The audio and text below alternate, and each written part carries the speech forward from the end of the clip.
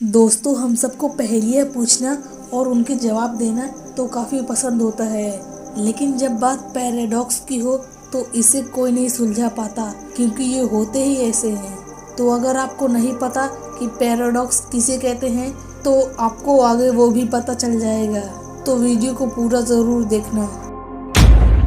तो मैं आपको बता दूं कि पैराडॉक्स एक ऐसा सवाल होता है जो विरोधाभास पैदा करता है, यानी इन सवालों का कोई एक निश्चित जवाब नहीं होता। ये ऐसे सवाल होते हैं जिनका जवाब कोई नहीं दे पाता, और जितना जवाब ढूंढने की कोशिश करता है उससे ज़्यादा वो सवालों में उलझता रहता है, और इसे ही साइंस की भाषा में पैराडॉक्स कहा जाता है। तो अब आप 50% समझ ही गए होंगे कि पैराडॉक्स किसे कहा जाता है, और बाकी का 50% आप आगे की वीडियो में समझ जाएंगे। Number 3, lawyers paradox. इस पैराडॉक्स के अनुसार अगर कोई इंसान कहता है कि मैं हमेशा झूठ बोलता हूँ, अगर वो इंसान सच में हमेशा झूठ बोलता है तो उसने अपने बारे में सच बोल दिया, लेकिन वो तो हमेशा झूठ बोलता है, फिर उसने अपने बारे में सच क्यों बोल दिया, और इसे ही पैराडॉक्स कहते हैं। Number 2, omnipotence paradox. जैसा कि हम सबको पता है कि भगवान सर्वशक्तिमान होते हैं, तो मान लीजिए कि आप रोज़ाना भगवान की पूजा करते हैं और एक दिन भगवान आपसे प्रसन्न हो जाते हैं और आपके सामने प्रकट हो गए और आपकी मनोकामना पूरी करने को कहा। फिर आपने भगवान से कहा कि भगवान मुझे ऐसा पत्थर बना के दो जिसे कोई भी ना उठा पाए, खुद भगवान भी नहीं। तो अब यहाँ पर पैराडॉक्स बन जाता है कि अगर भगवान ने ऐसा पत्थर बना दिया और उस पत्थर को भगवान ना उठा पाए, तो इसका मतलब भगवान सर्वशक्तिमान नहीं है, क्योंकि भगवान अपने ही द्वारा बनाए गए पत्थर को नहीं उठा पाए। और अगर भगवान ने उस पत्थर को उठा लिया तो भी भगवान सर्वशक्तिमान नहीं है, क्योंकि भगवान ऐसा पत्थर नहीं बना पाए जिसे कोई ना उठा पाए।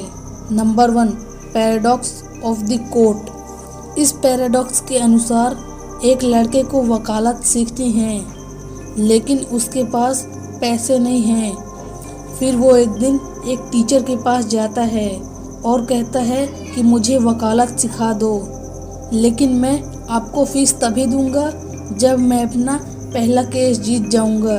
फिर टीचर उस लड़के की बात मान लेते हैं और उसे वकालत सिखा देते हैं। फिर वो लड़का वकालत सीख लेता है, लेकिन वो लड़का एक भी केस नहीं लड़ता, और ऐसे ही बहुत दिन बीत जाते हैं। फिर एक दिन टीचर उस लड़के से वकालत सिखाने के पैसे मांगता है, लेकिन वो लड़का पैसे नहीं देता, क्योंकि शर्त के मुताबिक अभी उसने एक भी केस नहीं जीता था।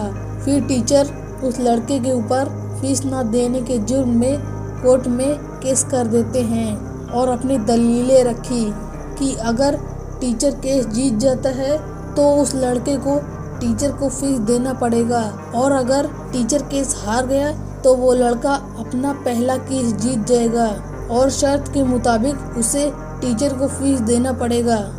अब आप सोच रहे होंगे कि टीचर जीते या हारे, दोनों ही सिचुएशन में उस लड़के को फीस तो देनी ही पड़ेगी।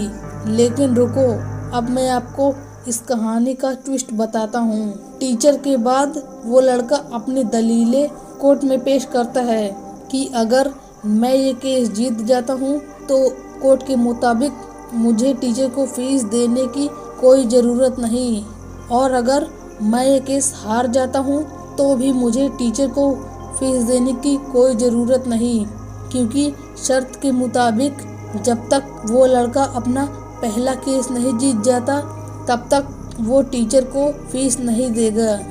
तो इसी को पैराडॉक्स कहा जाता है। तो आज के लिए बस इतना ही।